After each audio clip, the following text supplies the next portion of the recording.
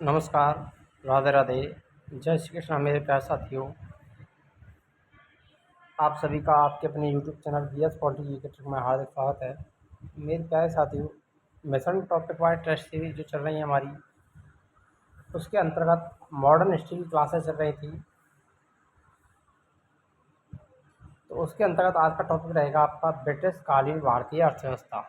काल में भारत की जो अर्थव्यवस्था थी उसके बारे में टॉप इम्पोर्टेंट 45 क्वेश्चन आपके लिए यहाँ पर कवर करने वाले हैं। अंग्रेजी शासनकाल में भारत का कौन सा क्षेत्र अफीम उत्पादन के लिए प्रसिद्ध था, यानी कौन से क्षेत्र में अफीम के लिए प्रसिद्ध था ब्रिटिश काल में? बिहार, दक्षिण भारत, गुजरात, असम। तो यहाँ पर जो करेक्ट आंसर रहेगा वो कौन सा रहेगा? बिहार ब्रिटिश काल में अफीम की खेती के लिए प्रसिद्ध था। ये वाला ऑप्शन सही रहेगा। नेक्स्ट क्वेश्चन है, नील कृषकों की दुर्दशा पर लिखी गई पुस्तक नील दर्पण के लेखक कौन है? नील दर्पण पुस्तक लिखी थी नील कृषकों की दुर्दशा पर। इसके लेखक कौन है ये बताना है यहाँ पर। बंकिम चंद्र चटर्जी, दीनबंधु मित्र, शरद चंद्र चटर्जी, रविन्द्रनाथ ठाकुर। नील दर्पण किसकी कृति है? जल्दी से कमेंट कर दीजिए, करेक्ट आंसर क्या रहेगा? नील दर्पण। तो नील दर्पण कृति है दीनबंधु मित्र की, बी वाला ऑप्शन सही रहेगा, जो कि नील कृषकों की दुर्दशा पर लिखी गई थी। अंग्रेजी शासन के दौरान भारत के आर्थिक दोहन के विचार का प्रतिपादन किसने किया? जयप्रकाश नारायण, राम मनोहर लोहिया, दादाभाई नौरोजी, M.N. रॉय। आर्थिक दोहन का सिद्धांत, धन निष्कासन का सिद्धांत का प्रतिपादन किसने किया था ये बताना है यहाँ पर। जल्दी से कमेंट कीजिए, बहुत ही इंपॉर्टेंट क्वेश्चन है। भारत का जो धन बाहर से ब्रिटेन को जा रहा था उसको आर्थिक दोहन का सिद्धांत दिया था, तो वो दिया था दादाभाई नौरोजी के द्वारा। सी वाला ऑप्शन सही रहेगा। पहली आधुनिक पर्सन मिल स्थापित की गई थी सूरत में, बड़ौच में, बम्बई में, इसरा पश्चिम बंगाल में। पहली आधुनिक पर्सन मिल की स्थापना कहाँ की गई थी? वो की गई थी मेरे प्यारे साथियों रिसरा, पश्चिम बंगाल। डी वाला ऑप्शन सही रहेगा। पहले आधुनिक लौह इस्पात उद्योग की स्थापना कहाँ हुई थी? प्रथम आधुनिक लौह इस्पात उद्योग की स्थापना कहाँ हुई? बिहार, बंगाल, महाराष्ट्र, तमिलनाडु। पहला आधुनिक लौह इस्पात कारखाना की स्थापना कहाँ हुई थी? वो हुई थी बिहार में। ये वाला ऑप्शन सही रहेगा। सर थॉमस हॉलैंड के सभापतित्व में भारतीय औद्योगिक आयोग का गठन हुआ था, कब किया गया? सर थॉमस हॉलैंड की सभापतित्व में भारतीय औद्योगिक आयोग का गठन कब किया गया था? 1913 ईस्वी में, 1916 ईस्वी में, 1923 ईस्वी में, 1911 ईस्वी में।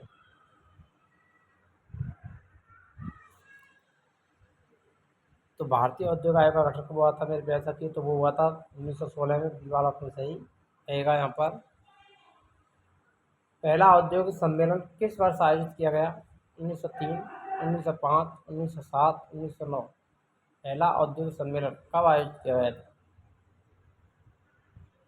तो वो किया गया था 1907 में। सी वाला ऑप्शन सही रहेगा। 1925 में सरकार द्वारा गठित भारतीय आर्थिक जांच समिति के अध्यक्ष कौन थे? 1925 में सरकार के द्वारा जो गठित की गई थी भारतीय आर्थिक जांच समिति, उसका अध्यक्ष किसे बनाया गया था? Any merchant, T.C. Goswami, V.P. Wadia, M. Visvesvaraya.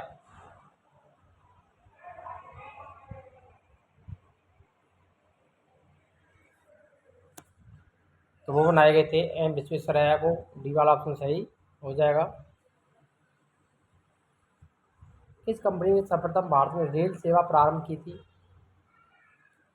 Great Indian Peninsular, CIP railway, Eastern railway, Madras railway, Awadh Tirhut railway.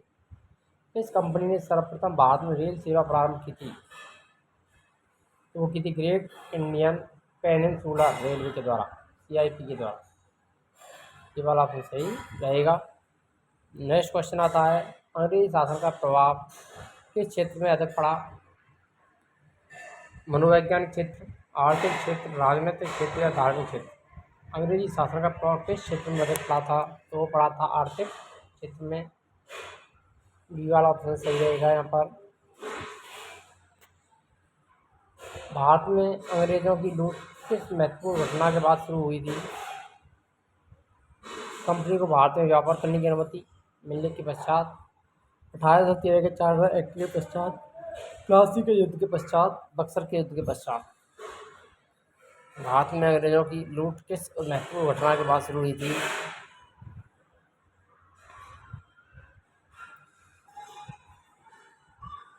तो वो हुई थी प्लासी के युद्ध के बाद में। सी वाला ऑप्शन सही रहेगा। ब्रिटिश काल में भारत में निम्नलिखित में से किस भू राजस्व व्यवस्था को नहीं अपनाया गया? स्थायी बंदोबस्त प्रणाली, रैयतवाड़ी व्यवस्था, मालवाड़ी व्यवस्था, देसाला व्यवस्था। ब्रिटिश काल में किस भू राजस्व की व्यवस्था को नहीं अपनाया गया था? तो वो देसाला प्रणाली को नहीं अपनाया गया था। डी वाला ऑप्शन सही रहेगा। रैयतवाड़ी, स्थायी बंदोबस्त, मालवाड़ी व्यवस्थाएं अपनाई गई थी।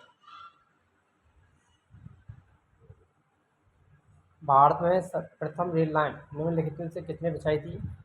George Clarke, Warren Hastings, William Dilley, Roger Smith. भारत में प्रथम रेल लाइन किसने बिछाई थी?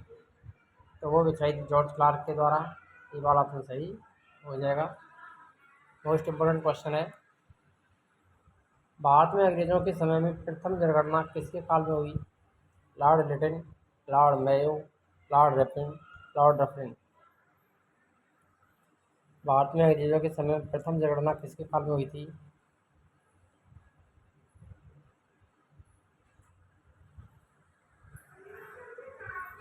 तो वो हुई थी लॉर्ड मेयो के काल में। बी वाला ऑप्शन सही हो जाएगा। भारत में भारत में प्रथम रेल लाइन का निर्माण 1853 ईस्वी में किन नगरों के बीच में हुआ था? दिल्ली आगरा, हावड़ा श्रीराम, बम्बई ठाणे, मद्रास कानपुर।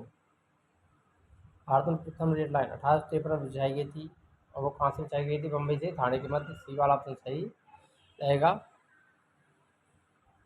स्थायी बंदोबस्त के तहत जमींदार को पूरे लगान और भू राजस्व का कितना परसेंट राज्य को देना तय किया गया था? 11%, 33%, 66% या 89%। स्थायी बंदोबस्त के तहत जमींदार को पूरे लगान का भू राजस्व कितना परसेंट राज्य को देना तय किया गया था? तो वो किया गया था 89%। डी वाला ऑप्शन सही हो जाएगा। भारतीय शिक्षा का मैग्ना कार्टा माध्यकार पत्र कहा जाता है? बोर्ड के घोषणा पत्र डिस्पैच 1854, फुट डिस्पैच घोषणा पत्र, हंटर आयोग 1882 के प्रतिवेदन को, रेले आयोग 1902 के प्रतिवेदन को, सैडलर आयोग 1917 के प्रतिवेदन को। भारतीय शिक्षा का मैग्ना कार्टा किसे कहा जाता है? तो वो कहा जाता है बोर्ड डिस्पैच घोषणा पत्र 1854। ये वाला ऑप्शन सही हो जाएगा। कांग्रेस किस अधिवेशन में पहली बार कांग्रेस द्वारा मौलिक अधिकारों और राष्ट्रीय आर्थिक कार्यक्रमों से संबंधित प्रस्ताव पारित किए गए थे? लाहौर अधिवेशन 1929, कराची अधिवेशन 1931, सूरत अधिवेशन 1907, लखनऊ अधिवेशन 1916। पहली बार कांग्रेस द्वारा मौलिक अधिकार और राष्ट्रीय आर्थिक कार्यक्रमों से संबंधित प्रस्ताव पारित किए गए थे। वो किए गए थे कराची अधिवेशन 1931 में। ये वाला ऑप्शन सही रहेगा। नेक्स्ट क्वेश्चन है, कांग्रेस के कराची अधिवेशन मार्च 1931 के अध्यक्ष कौन थे? यानी कराची अधिवेशन की अध्यक्षता किसने की थी? महात्मा गांधी, सुभाष चंद्र बोस, सरदार वल्लभ भाई पटेल, जवाहरलाल नेहरू।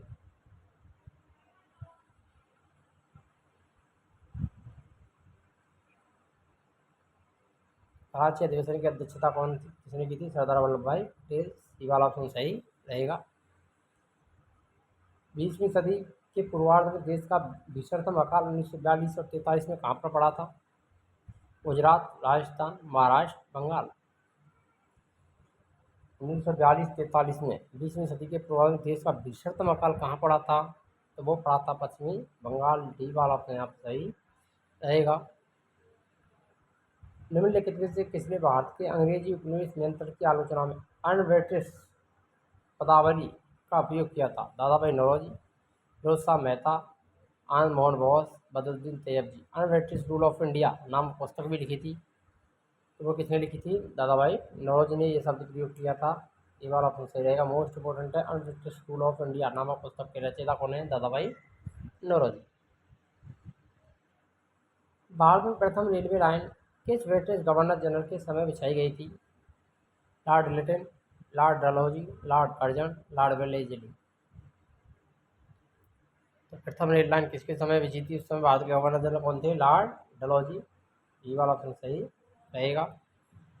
यदि आप चैनल पर नए हैं तो चैनल को सब्सक्राइब करना ना भूलें, और वीडियो को लाइक नहीं किया तो वीडियो को लाइक अवश्य करें। यहाँ पर हमारी सारी की सारी क्लासेज आपको यूट्यूब पर निःशुल्क देखने को मिलेंगी। टेस्ट सीरीज के साथ साथ थ्योरी की क्लासेज भी आपको वस्तु प्रत्येक एग्जाम की कॉम्पिटिशन एग्जाम की तैयारी के लिए यहाँ पर क्लास आपको जीके से संबंधित क्लासेस सारी की सारी यहाँ पर उपलब्ध रहेंगी। चाहे आरपीएससी फर्स्ट ग्रेड हो, सेकंड ग्रेड हो, REET, SSC, CGL, NTPC, railway, group D, all state exam की तैयारी यहाँ पर निःशुल्क आपके लिए कराई जाएगी। नेक्स्ट क्वेश्चन आता है, निम्नलिखित में से कौन सा एक भारत में ब्रिटिश उपनिवेशी शासन का परिणाम नहीं था? भारतीय उद्योगों का विनाश होना सही है। यहाँ पर भारतीय व्यापार का विनाश होना, ये भी सही है। भारतीय सामंतवाद का विनाश होना और भारतीय कृषि का विनाश होना। तो यहाँ पर जो रहेगा राइट परिणाम नहीं था तो वो था भारतीय सामंतवाद का विनाश, ये नहीं हुआ था। ये वाला ऑप्शन राइट रहेगा। यहाँ उद्योगों का विनाश हुआ, व्यापार का विनाश भी हुआ, भारतीय कृषि का विनाश भी हुआ था, लेकिन सामंतवाद का विनाश नहीं हुआ। भारत से ब्रिटेन की ओर संपत्ति के अपवहन का सिद्धांत किसने प्रतिपादित किया था? सुरेंद्रनाथ बनर्जी, लाला लाजपत राय, गोपाल कृष्ण गोखले, दादा भाई नौरोजी। भारत से ब्रिटेन की ओर जो संपत्ति का अपहरण था, संपत्ति जा रही थी, डॉक्ट्रिन ऑफ लैप्स, इस संज्ञा किसने दी थी? तो वो दी थी मेरे प्यारे साथियों, ड्राइन ऑफ वेल्थ का सिद्धांत दिया था, संपत्ति का अपहरण का सिद्धांत दादा भाई नौरोजी के द्वारा, अपनी पुस्तक अनब्रिटिश रूल ऑफ इंडिया। वर्ष 1853 में लॉर्ड डलहौजी ने जो पहली टेलीग्राफ लाइन शुरू की वह किसके बीच थी? ये पहली टेलीग्राफ लाइन कलकत्ता आगरा, बम्बई ठाणे, कलकत्ता मद्रास, बम्बई आगरा। पहली टेलीग्राफ लाइन शुरू कहाँ की गई थी? तो वो हुई थी कलकत्ता और आगरा के बीच में। ये वाला ऑप्शन राइट हो जाएगा। और पहली रेल लाइन मुंबई से ठाणे के मध्य। भारत में ब्रिटिश भूराजस्व प्रणाली का निम्नलिखित में से किसने अधिक लाभ प्राप्त किया? किसान, जमींदार, कृषि मजदूर, बटाईदार। ब्रिटिश भूराजस्व प्रणाली का निम्नलिखित में से किसने अधिक लाभ प्राप्त किया था? तो वो किया था जमींदारों ने। बी वाला ऑप्शन सही रहेगा। भारत में सबसे पहला सूती वस्त्र मिल किस शहर में स्थापित की गई थी? भारत की सबसे पहली सूती वस्त्र मिल किस शहर में स्थापित हुई? कोयम्बटूर, सूरत, मुंबई, अहमदाबाद। भारत की पहली सूती वस्त्र कागज जी डावर के द्वारा बम्बई में की गई थी। सी वाला ऑप्शन सही रहेगा। पहली सूती वस्त्र मिल की स्थापना कागज जी डावर के द्वारा की गई थी बम्बई में। अंग्रेजों द्वारा बनाई गई भू राजस्व व्यवस्था की निम्नलिखित प्रणालियों से कौन सी कृषकों के हितों को अधिक सुरक्षित प्रदान करती थी, यानी सुरक्षा प्रदान करती थी? मध्यवर्ती प्रांत की जमींदारी भू व्यवस्था, संयुक्त प्रांत की मालगुजारी भू व्यवस्था, बंगाल प्रांत की स्थायी भू व्यवस्था, मद्रास प्रांत की रैयतवाड़ी व्यवस्था। कृषकों के हितों को अधिक सुरक्षा प्रदान करती है तो वो थी मद्रास प्रांत की रैयतवाड़ी व्यवस्था। डी वाला ऑप्शन सही हो जाएगा। भारत में आधुनिक शिक्षा का जन्मदाता किसे कहा जाता है? Charles Grant, Marshman, William Jones, John Marshall. भारत में आधुनिक शिक्षा के जन्मदाता कौन है? तो वो है चार्ल्स ग्रांट। ये वाला ऑप्शन राइट रहेगा। मोस्ट इंपोर्टेंट क्वेश्चन है आगामी परीक्षाओं के लिए।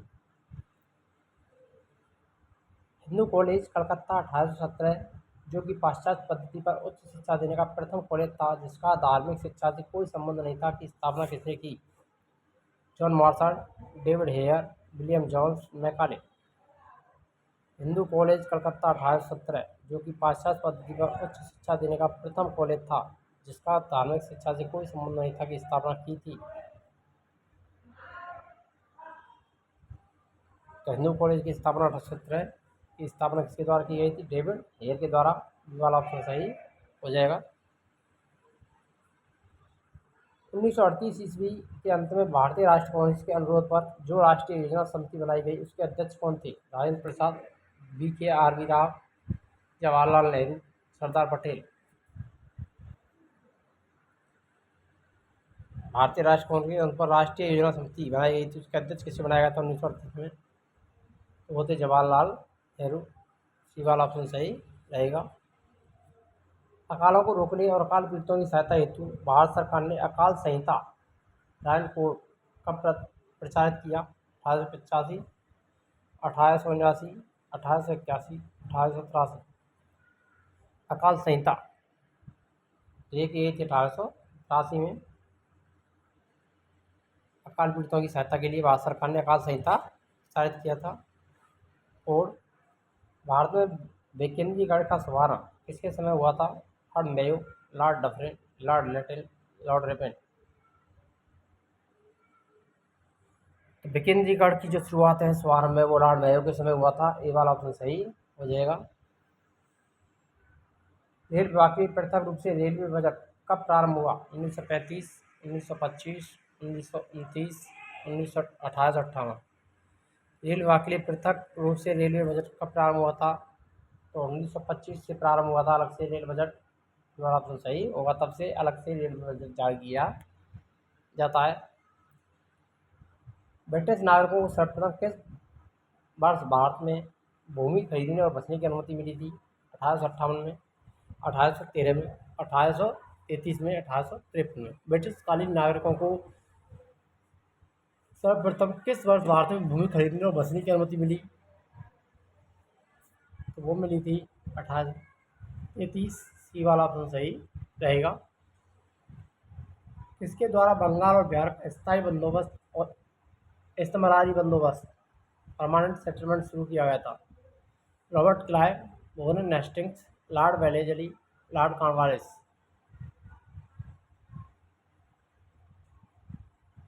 तो लॉर्ड कॉर्नवालिस के समय किया गया था स्थायी बंदोबस्त की शुरुआत। लॉर्ड कॉर्नवालिस के समय। डी वाला ऑप्शन सही जाएगा। ब्रिटिश सरकार ने भारत में स्थायी बंदोबस्त कब लागू किया था? 1793, 1762, 1803, 1753। ब्रिटिश सरकार ने भारत में स्थायी बंदोबस्त प्रणाली 1793 में लागू की थी। ये वाला ऑप्शन सही रहेगा। रैयतवाड़ी व्यवस्था कब लागू की गई? मोस्ट इम्पोर्टेंट क्वेश्चन है। 1818 में, 1820 में, 1822 में, 1816 में। रैयतवाड़ी व्यवस्था कब लागू की गई थी? एक ये 1820 में। बी वाला ऑप्शन सही हो जाएगा।